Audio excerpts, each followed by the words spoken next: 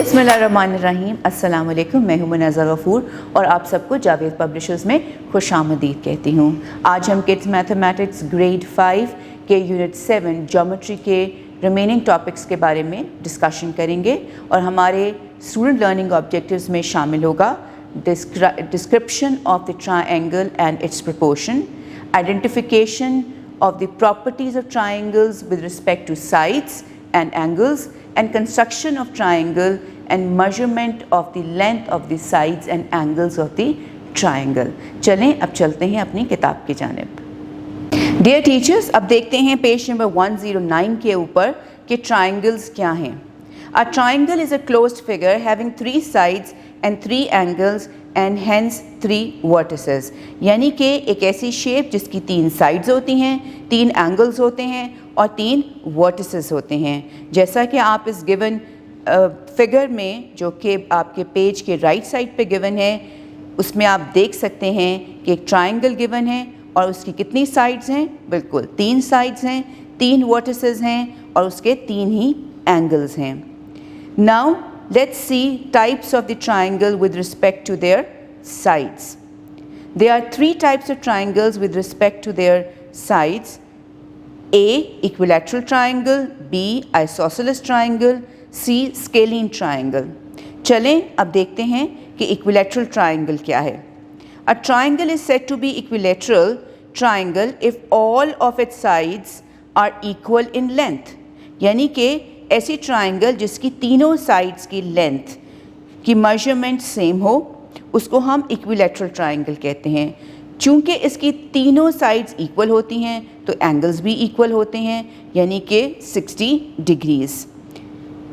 So now look at the given figure. In triangle ABC all 3 sides AB, BC एंड AC are equal in length, यानी कि वो 6 cm है। So, triangle ABC is an equilateral triangle. Isosceles triangle. A triangle is said to be isosceles triangle if 2 of its sides are equal in length. अगर किसी भी triangle की 2 sides equal हैं एक दूसरे से तो उसको हम isosceles triangle कहते हैं। जैसा कि आप इस example में देख सकते हैं that 2 sides जो कि LM है और LN है उनकी measurement same है 5 cm। So therefore this is called isosceles triangle. Scalene triangle. A scalene triangle is said to be a scalene if all of its sides are different in lengths, यानी कि ऐसी triangle जिसकी तीनों sides की length different हो उसको हम scalene triangle कहते हैं। जैसा कि आप example में देख सकते हैं कि measurement of the length XY is not equals to the measurement of length YZ, which is also not equal to measurement of length XZ. So इसलिए ये स्केलिन की डेफिनेशन पे पूरा उतरती हैं। चलें अब देखते हैं types of triangle but with respect to their angles. So triangles can be acute, obtuse and right angled with respect to their angles. Acute angled triangle.